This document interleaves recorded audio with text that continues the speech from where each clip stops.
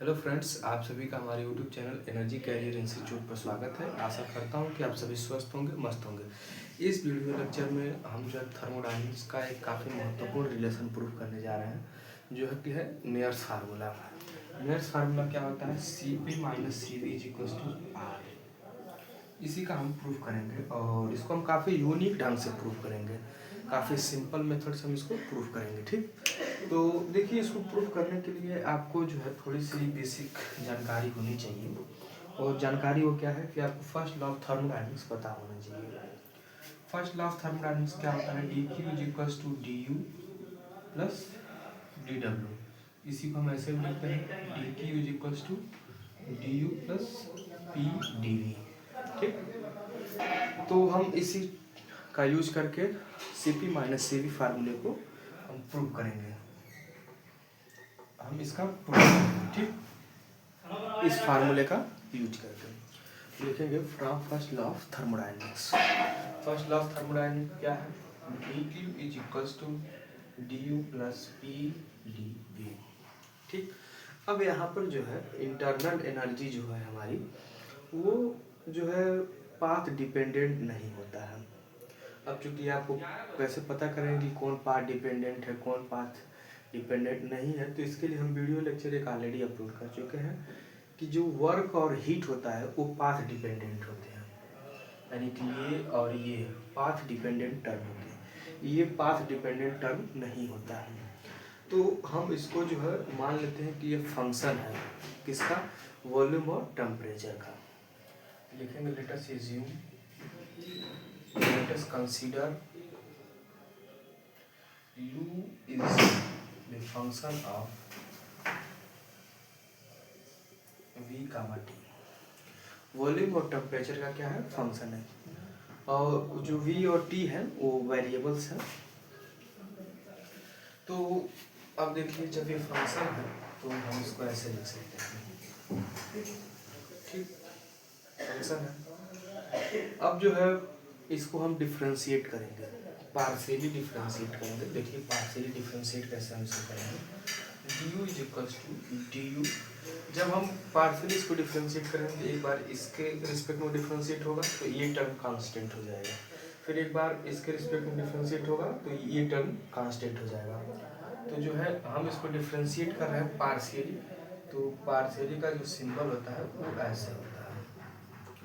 हम किसके रिस्पेक्ट में डिफ्रेंशिएट कर रहे हैं? v के रिस्पेक्ट में। तो जो टेम्परेचर वो हमारा क्या हो जाएगा? कांस्टेंट हो जाएगा। और यहाँ आ जाएगा dv plus del U upon del T at constant value, और यहाँ आ जाएगा dt।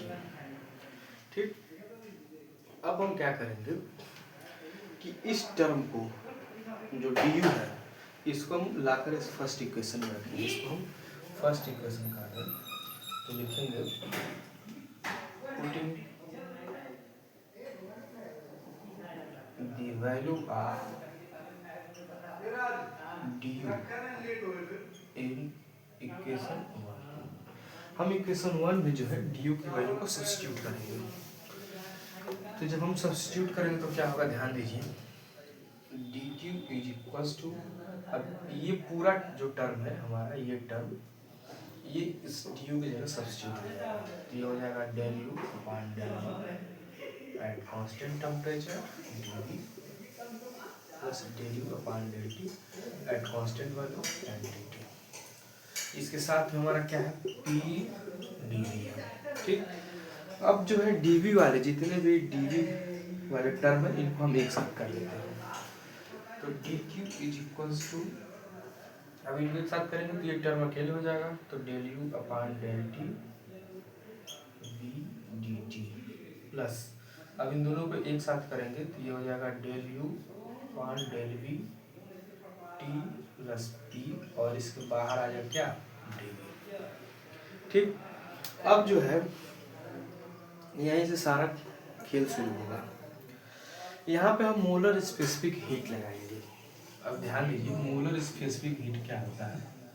मोलर स्पेसिफिक हीट, देखिए हम जो है मोलर स्पेसिफिक हीट हमारे फार्मूले में भी है, Cp minus CV equals to जो R है, ये Cp और CV जो है मोलर स्पेसिफिक हीट ही है। Cp जो है molar specific heat at constant pressure, pressure क्या है कांस्टेंट है इसमें। Cv जो है यह भी मोलर स्पेसिफिक हीट है एट कांस्टेंट वॉल्यूम, वॉल्यूम क्या है इसमें कांस्टेंट है। ठीक, तो अब ध्यान दीजिए हम मोलर स्पेसिफिक हीट का जो जनरल फार्मूला हमारा होता है वो होता है Cv इज इक्वल टू, हम अगर कांस्टेंट वॉल्यूम की बात करें तो del U upon del T at constant volume, ये फार्मूला होता है।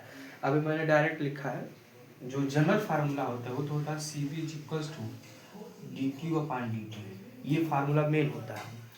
लेकिन ज़रा ध्यान दीजिए आप कि अगर हम इस थर्मोडायनेमिक्स के फार्मूले में वॉल्यूम को जब कांस्टेंट करेंगे, जब वॉल्यूम हमारा कांस्टेंट हो जाएगा तो डीवी टर्म क्या हो जाएगा, जीरो हो जाएगा, होगा कि नहीं होगा। तब हमारा जो थर्मोडायनेमिक्स का फर्स्ट लॉ रहता है वो रहता है D Q is equals to D U, क्योंकि ये टर्म जीरो होता है, ये पूरा टर्म जीरो हो जाएगा, तो D Q is equals to क्या बचेगा डी यू। तो हम इस डी क्यू की जगह हम क्या रख सकते हैं, डी यू रख सकते हैं, और डी टी अपनी जगह पर रहेगा, बट वॉल्यूम कैसा रहेगा, कॉन्स्टेंट रहेगा। तो हम डायरेक्ट इस फार्मूले पर रखें क्योंकि इसी का यूज इसमें होगा।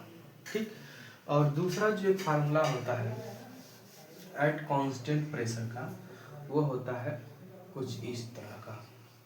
ठीक, तो इन दोनों फार्मूलों का हम यूज करेंगे। ये molar specific heat at constant volume है और ये molar specific heat at constant pressure है।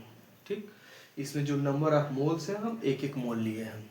ठीक, चूँकि यहाँ पे 1/n रहता है तो हमने n को 1 ले लिया है, और यहाँ भी 1/n होता है तो n को हमने 1 कंसिडर कर लिया है डायरेक्ट। ठीक, तो अब ध्यान दीजिए हम जो है सबसे पहले क्या करेंगे, एक चीज़ आप ध्यान दीजिए कि डी क्यू हमारे पास केवल है और इस फार्मूले में डी टी चाहिए। तो डी टी लाने के लिए हम क्या कर रहे हैं कि इसको डी टी से डिवाइड कर दे रहे हैं। तो लिखिए divide by D T, divide by D T, D T से हम इसको क्या कर रहे हैं, डिवाइड कर दे रहे हैं। तो जब डी टी से डिवाइड करेंगे तो ये हो जाएगा D Q upon D T equals to del U upon del T at constant volume, और डी टी कैंसिल आउट होगा तो 1 बचेगा, प्लस अब ये होगा del U upon del V D T plus P, और बाहर हो जाएगा D V upon D T. ठीक, अब इसके बाद से क्या करेंगे हम, इसके बाद से हम यहाँ लिखेंगे वी नो दैट। ठीक, तो मैं यहाँ पे थोड़ा सा इसको एडजस्ट करने की कोशिश कर रहा हूँ। लिखेंगे we know that,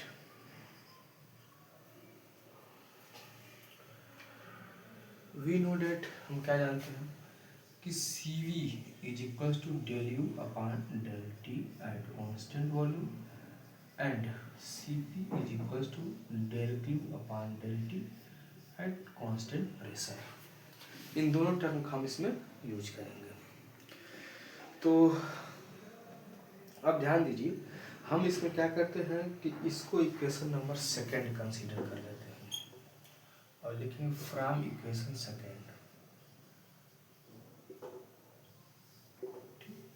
equation second में जो है ये जो D Q upon D T है इसको हम कांस्टेंट प्रेशर पर फाइंड आउट करते हैं। किस पे फाइंड आउट करते हैं, कांस्टेंट प्रेशर पे फाइंड आउट करने की कोशिश करते हैं। तो जब हम इसको कांस्टेंट प्रेशर पे फाइंड आउट करेंगे तो ये हो जाएगा कुछ इस तरह का,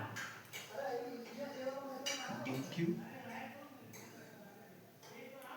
अपान D T at constant pressure is equals to, ये जो टर्म है ये ऐसे रहेगा del U upon del T at constant volume plus, और फिर ब्रैकेट में आएगा ये term del U upon del V at constant temperature plus P, और बाहर हो जाएगा D V upon D T at constant pressure. यहाँ से ऐड करने वाली जो चीज़ें मैंने नीचे लिख दिया है। ठीक, प्रेशर को हमने कांस्टेंट कर लिया। अब एक चीज़ ध्यान दीजिए, यहाँ पर del Q upon del T at constant pressure P की वैल्यू क्या है, सी पी है, और इस टर्म की वैल्यू क्या है, सी वी है। तो लिखेंगे हम जो कि इनको हम कोई इक्वेशन मान लेते हैं, इसको हम इक्वेशन थर्ड मान लेते हैं, इन दोनों को हम इक्वेशन थर्ड मान लेते हैं। तो लिखेंगे putting the value of equation third in, इसको हम इक्वेशन 4 मान लेते हैं। ये हमारा कौन सा इक्वेशन है? 4। इन इक्वेशन 4, ये पूरा टर्म एक ही साथ लिखा हूँ प्लस करके, ठीक। तो जब हम इसको रखेंगे तो क्या होगा, अब ध्यान दीजिए, del Q del T at constant pressure, P की वैल्यू क्या है? सी पी है। सी पी इक्वल टू ये टर्म क्या है? सी वी है, ठीक। और बाकी जो चीज़ें हैं हम उसको एज इट इज लिख दे रहे हैं, del U upon del V T plus P, और इसके साथ में क्या है? Del V upon del T at constant pressure.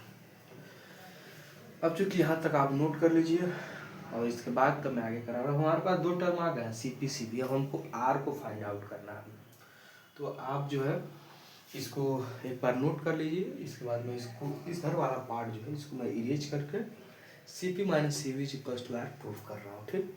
तो इसको आप फटाक से स्क्रीनशॉट ले लीजिए। अब ध्यान दीजिए, तो मैं इधर वाला पोर्शन इरेज कर दे रहा हूँ।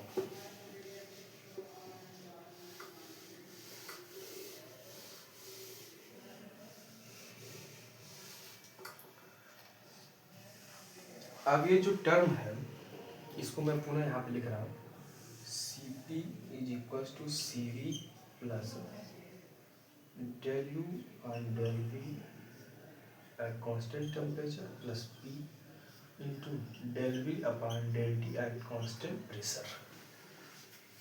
अब एक चीज आपको ध्यान देना चाहिए, जूल थॉमसन लॉ।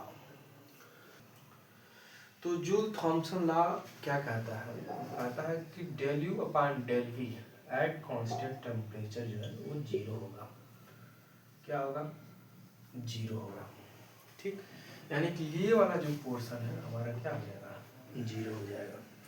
तो बचेगा क्या? C P is equal to C V plus ये term P into del V upon del T at constant pressure, ठीक। इसको इक्वेशन नंबर हम कौन सा कह दें? 5 कह दे रहे हैं। अब हम चूंकि आइडियल गैस के लिए प्रूफ कर रहे हैं ये चीज़ें, आइडियल गैस के लिए हम प्रूफ कर देंगे C P minus C V equal to R. तो लिखेंगे we know that P V is equal to R T. चूँकि P V is equal to N R T होता है, तो हम एन बराबर क्या लेकर चल रहे हैं? एन बराबर हम 1 मोल लेकर चल रहे हैं। एन की वैल्यू कितनी है? 1 है। अब इसको डिफ्रेंशिएट कर दीजिए एट कांस्टेंट प्रेशर पर। तो जब इसको कांस्टेंट प्रेशर पर डिफ्रेंशिएट करेंगे विथ रिस्पेक्ट टू टाइम, तो ये कुछ ये बनेगा बराबर आर, क्योंकि टी का रिस्पेक्ट आर जो कांस्टेंट है और टी के रिस्पेक्ट में 1 हो जाएगा। आर तो कांस्टेंट, उसका डिफ्रेंशिएशन होगा नहीं। तो P into del V upon del T at constant pressure की वैल्यू कितनी हुई? आर। ये जो वैल्यू है हम यहाँ पर रखेंगे, देखिए इस पूरे की जगह हम क्या लिख सकते हैं? आर। देन फ्रॉम इक्वेशन 5 के से हम देखें तो ये हो जाएगा C P equal to C P plus R. अब इसको थोड़ा सा रीअरेंज कर दीजिए, C P minus C V equal to R. तो ये जो है हमने प्रूफ करा दिया, C P minus C V equal to R जो है काफ़ी इजी वे में मैंने प्रूफ कराया है कि बिना किसी लैंग्वेज को लिखे। बहुत सारे बुक्स को आप पढ़ेंगे उसमें देखेंगे ढेरों लैंग्वेज उसमें यूज किया गया रहता है। मैंने इसको फुल्ली मैथमेटिकली प्रूफ किया है, पूरी तरह से मैथमेटिक्स के टर्म का मैंने यूज किया है इसमें, ठीक। तो आशा करता हूँ कि आपको ये समझ में आया होगा। और एक जो है ज़रूरी सूचना ही है कि इसके बाद जो वीडियो लेक्चर लेके आ रहा हूँ मैं, उसमें मैं आपको मैक्सवेल्स इक्वेशन को प्रूफ करना बताऊँगा, और ये एक ट्रिक बताऊंगा कि आप कैसे मैक्सवेल इक्वेशन को याद रखेंगे और उसके सहायता से आप कैसे जो है थर्मोडायनेमिक पोटेंशियल की हेल्प से भी मैक्सवेल इक्वेशन को लिख पाएंगे। यानी मैं अगले वीडियो लेक्चर में बहुत सारी चीज़ें ऐसे बताऊंगा जिससे कि आप मैक्सवेल रिलेशन से रिलेटेड सारी चीज़ें एक ही वीडियो लेक्चर में सीख जाएंगे, ठीक। तो तब तक के लिए आप पढ़ाई करते रहिए और हमारे चैनल को अभी तक अगर आप सब्सक्राइब नहीं किए हैं तो चैनल को सब्सक्राइब कर दिए। धन्यवाद।